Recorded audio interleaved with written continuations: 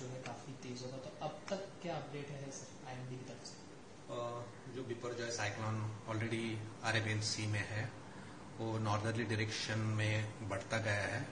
अभी मुंबई से भी काफी दूर हो चुका है, तो इसका असर मुंबई के लिए भी हमें 2 दिन से स्ट्रांग विंड मिल रही थी, लेकिन उसको थोड़ा सा और ऊपर जाने के वजह से मुंबई में भी जो स्ट्रांग विंड मिल रही थी 2 दिन से, तो आपको ये स्ट्रांग विंड की भी अभी मुंबई कोस्ट के लिए कुछ चेतावनी नहीं है।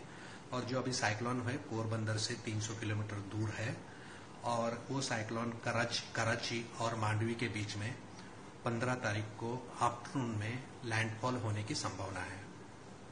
सर आपने कहा कि कराची और के बीच में जो है लैंडफॉल होने की संभावना है, तो गुजरात में इसका क्या इम्पैक्ट पड़ने वाला है? हम लगातार पोरबंदर की बात कर रहे हैं, कच्छ की हम बात कर रहे हैं।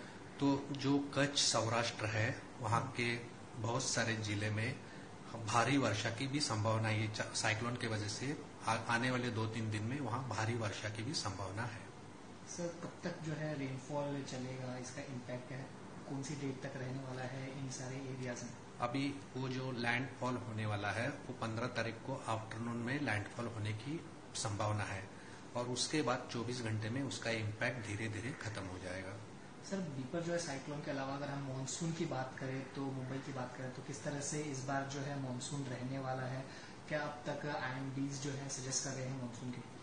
ये बिपरजॉय के वजह से जो मानसून के जो मॉइस्चर है वो थोड़ा सा सख्त होने के कारण मानसून आगे नहीं बढ़ा है, लेकिन अभी जो बिपरजॉय ऑलरेडी सौराष्ट्र के पास पहुंचा है, तो हमारा जो कोस्ट है उसमें आने वाले 48 आवर्स में मानसून आगे बढ़ने की संभावना है।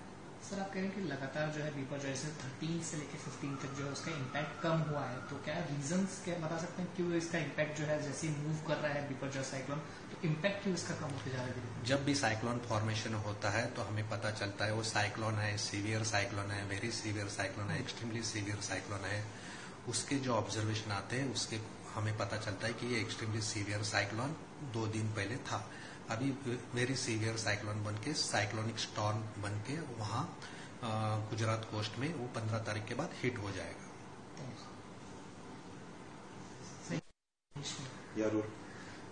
So as we are talking about the Biparjoy cyclone, it's heading towards Gujarat. So what are the impacts now on Gujarat and other parts of the state? As it is heading toward Gujarat and it's likely to have landfall in between Karachi and Mandvi. So because of that, all the Kutch and Saurashtra will have a very heavy rainfall for next 2 to 3 days. And once the cyclone landfall takes place, then automatically after 24 hours, the impact of cyclone will go away. So what are the reasons that cyclone is weakening? If the cyclone first is strong at the time 13th, 14th, and now the weakening towards. So what are the reasons behind this? See, actually, it's strengthening or weakening of cyclone depends upon sea surface water temperature. If the sea surface water temperature is at higher side, cyclone get intensify. If the sea surface temperature is lowering, then cyclone doesn't get intensified. That become it's weak. It start weakening.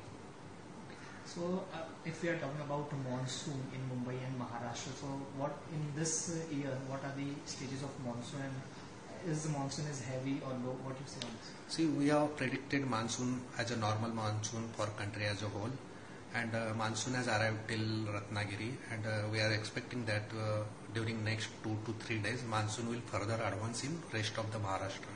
So what are the parts that more impact in Maharashtra due to monsoon? Is there any prediction of IMD on this?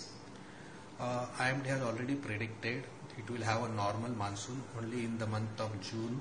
It will have a little deficit in central Maharashtra, and for the next month, for the month of July, we are likely to predict the July forecast in the last week of June.